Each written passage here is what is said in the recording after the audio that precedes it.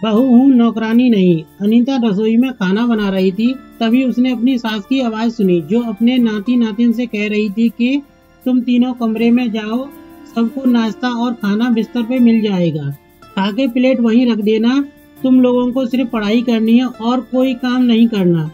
फिर सास रसोई में आके अनीता से बोली, बहू मधु के लिए पराठे बना दो, पिंकी के लिए पोहे और चिंटू के लिए नूडल, सब बना के उनके कमरे में दे आना, जब वे खा लें तो प्लेट ले आना। जी मम्मी जी। अनीता ससुराल आई थी। वैसे वो अपने पति के साथ रहती है, लेकिन कुछ महीने वो ससुराल आ जाती थी। उसे शुरू से ग्रामीण परिवेश अच्छा लगता था। भले ही वो शहर में पली बड़ी थी, लेकिन शहरी भागम भाग से उसे चिढ़ लगती थी, इसलिए गांव उसे आकर्षित करता था।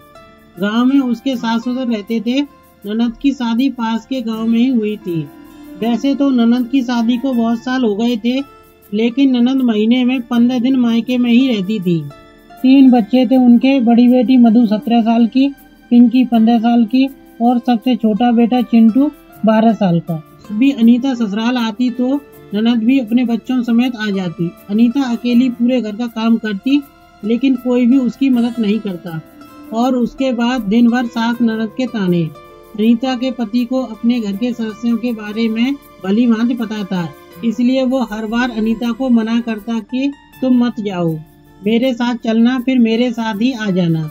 लेकिन अनीता कहती 2-4 दिन में मन नहीं भरता और वो मेरा घर है, किसी की वजह से मैं अपना घर जाना क्यों छोड़ दूं। लेकिन इस बार उसके आत्मसम्मान को झटका लगा। ये क्या बात हुई, बच्चे इतने छोटे भी नहीं कि उससे खाना ना ले पाए या अपनी प्लेट उठा के ना दे सके।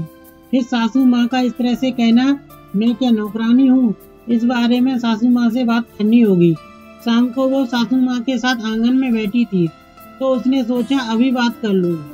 उसने कहा, मम्मी जी, सभी बच्चों से आप कहें खाना खुद से लें और अपनी अपनी प्लेट खुद से साफ करें। नहीं तो मधु को बोलिए वो अपने भाई बहन की प्लेट साफ करके रखे। घर में अकेले मैं कितना काम करूंगी। ये सुनकर उसकी सास भड़क गई। बहू, तू कह रही है अपने नाती नातिन से मैं काम करने को कहूँ? उनकी नानी का घर है ये, तुम्हारे बाप का घर नहीं, समझी? होश में रह के बात कर। अपने घर तो वो काम करते नहीं, यहाँ क्यों करेंगे? लेकिन मम्मी जी, बच्चों को तो थोड़ा थोड़ा सब सिखाना चाहिए ना, अनीता ने धीमे से कहा। अब तू मुझे सिखाएगी? तू सबकी दादी क्यों बन रही है? अपने काम कर, सास ने अपने तेवर दिखाते हुए कहा। अनीता थोड़ा धीरे लेकिन कठोर स्वर में बोली, ठीक है मम्मी जी, आपको जैसे रहना है रहिए, लेकिन मैं आपके घर की बहू हूँ, नौकरानी नहीं। जितने काम मुझसे होंगे उतने ही करूँगी, किसी के पीछे नहीं लगी रहूंगी।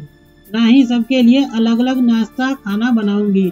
एक ही तरह का नाश्ता बनेगा, जिनको खाना है खाए, वरना खुद से बनाए। ये घर मेरा भी है, इसलिए मेरा काम क्या है मुझे बताने की जरूरत नहीं। सास अपना सा मुंह लेके उसको देखती रह गई। कहानी पसंद आई है तो वीडियो को लाइक कीजिए, और आप हमारे चैनल पर नए हैं तो हमारे चैनल को सब्सक्राइब कीजिए।